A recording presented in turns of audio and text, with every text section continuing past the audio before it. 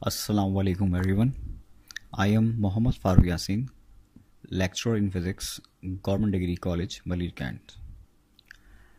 आज हम second year physics chapter number 14 का एक बहुत इम्पॉर्टेंट टॉपिक है इलेक्ट्रोमैग्नेटिक इंडक्शन। इसकी बात करेंगे। देन उसके बाद हम बात करेंगे सेल्फ इंडक्शन क्या होता है और म्यूचुअल इंडक्शन क्या होता है। अच्छा जी, electromagnetic induction. The relation between electricity and magnetism was discovered in 1819 when Oersted found that a current carrying conductor produced a magnetic field of its own.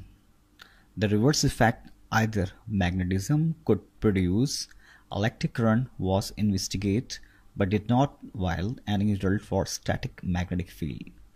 The effect that electric current could be produced by changing magnetic field was discovered independently in 1831 by Michael Faraday in England and by Joseph Henry in USA. This effect is called electromagnetic induction. देखिए, electromagnetic induction को समझने से पहले हम बात करते हैं।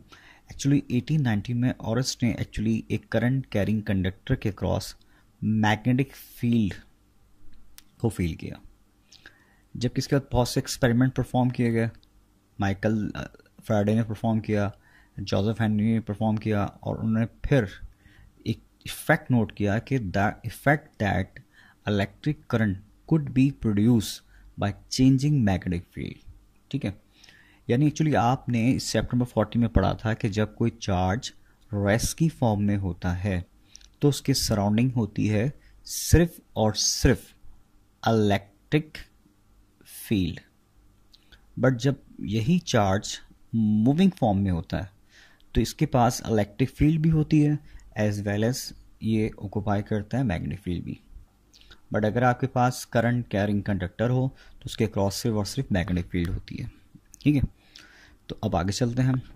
तो इलेक्ट्रोमैग्नेटिक इंडक्शन बेसिकली है क्या?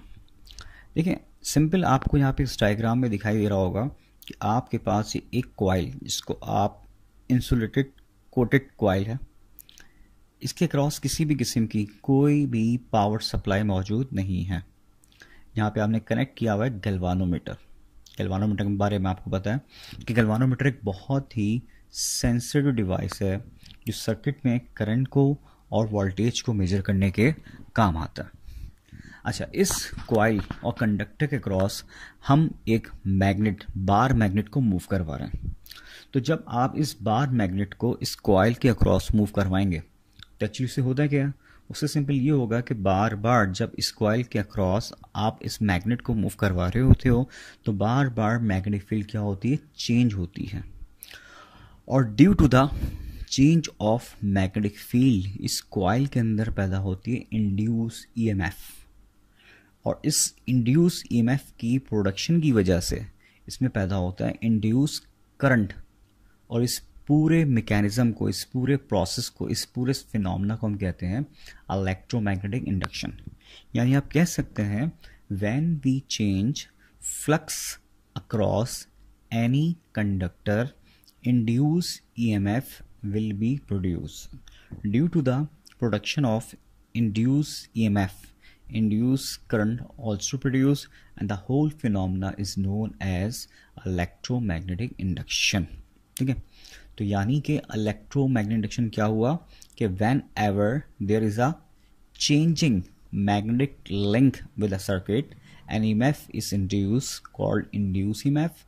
This induced EMF produces an electric current called induced current, and the phenomena is called electromagnetic induction.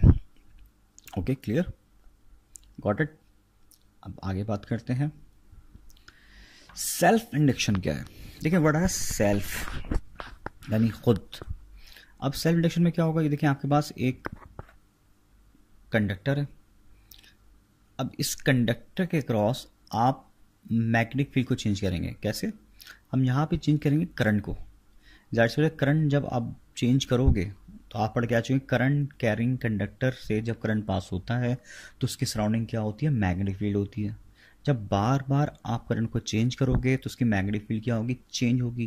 तो बार बार मैग्नेटिक फील्ड चेंज होने की वजह से इस कॉइल के अंदर अगर इंड्यूस ईएमएफ पैदा हो जाए तो उसको हम कहते हैं सेल्फ इंडक्शन। यानी when current is change in a coil, it set up a changing magnetic field. This changing magnetic flux induce an EMF in a coil itself.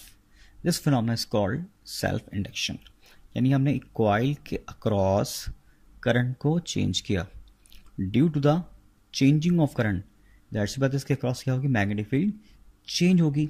और इसी कॉइल के अंदर अगर इंड्यूस ईएमएफ पैदा हो जाए तो इस फिनोमेना को हम कहते हैं self induction.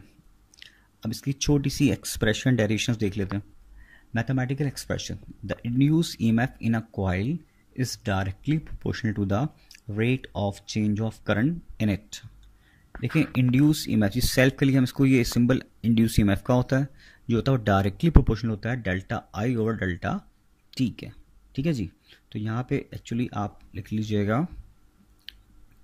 Directly proportional to the delta I over delta t. So जब साइन ऑफ प्रोपोर्शनल हटाएंगे तो इक्वल टू आएगा, कांस्टेंट यहाँ पे आता है L, E S induce EMF, I delta I change of current, delta T time, और L show करता है सेल्फ इंडक्टेंस को। और यहाँ माइनस साइन क्यों आई है, according to Lenz law.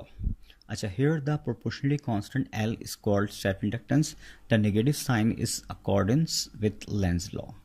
According to Faraday law, जो कि आप प्रीवियस लेक्चर में पढ़ के आ चुके हैं, कि इंड्यूस ईएमएफ बराबर होती है माइनस एन डेल्टा फाइव और डेल्टा टी के। यानी फ्राइडे ने कहा था जो इंड्यूस ईएमएफ होती है वो डायरेक्टली प्रोपोर्शनल होती है नंबर ऑफ टर्न के और rate of change of flux के। अब आप इस क्वेश्चन में देखें, यहाँ पे जो आपके पास एक्चुअली इंड्यूस ईएमएफ है वो इसके बराबर है। ठीक है, इसी तरीके से यहाँ पे इंड्यूस ईएमएफ इसके बराबर है अकॉर्डिंग टू फैराडे लॉ। ठीक है, इसका नाम कहते हैं क्वेश्चन नंबर 2। अब इंड्यूस ईएमएफ इसके बराबर भी है, इसके बराबर भी है, तो हम क्या करेंगे, कंपेयरिंग बोथ इक्वेशन, हम दोनों इक्वेशन का आपस में कंपैरिजन कर लेते हैं। तो पूरी इक्वेशन यहाँ पे ऐसे आ गई, ये पूरी इक्वेशन यहाँ पे ऐसे आ गई, माइनस से माइनस कट जाएगा और सिंपल आपको दिखाई दे रहा है कि डेल्टा टी से डेल्टा टी को हम कैंसिल कर देंगे। ठीक है, तो जनाब क्या बचेगा आपके पास, L delta I equal to n delta phi. अब चाहें तो अपनी इक्वेशन आप यहाँ पे छोड़ दें, ये भी आपके पास मैथमेटिकल एक्सप्रेशन है सेल्फ इंडक्शन की। आपको याद होगा सेल्फ इंडक्टेंस की यूनिट होती है हेनरी। ठीक है जी।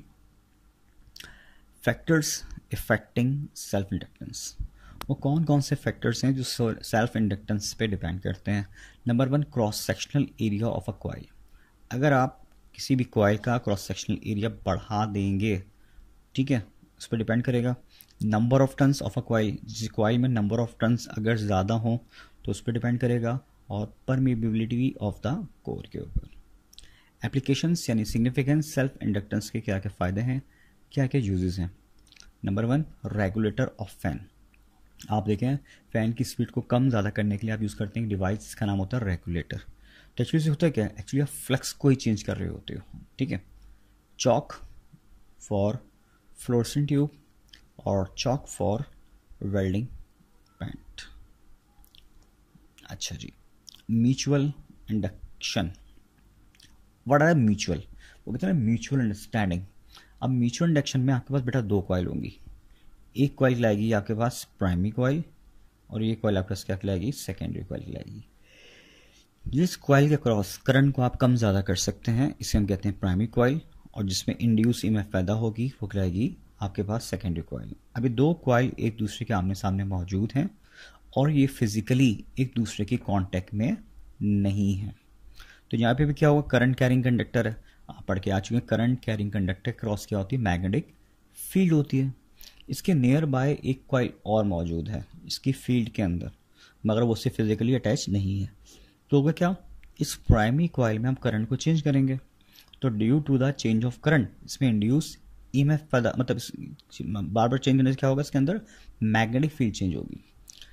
अब मैग्नेटिक फील्ड चेंज होने से जो नियर बाय कॉइल है उसमें बार बार मैग्नेटिक फील्ड जब कम ज़्यादा के डायग्राम को दिखाई दे रहा है कि मैग्नेटिक फील्ड कम ज़्यादा हो रही है, तो इस सेकेंडरी कॉइल के अंदर automatically change of magnetic field की वजह से या चेंज ऑफ मैग्नेटिक फ्लक्स की वजह से इंड्यूस ईएमएफ पैदा हो जाए, तो इस फिनोमेना को हम कहते हैं म्यूचुअल इंडक्शन।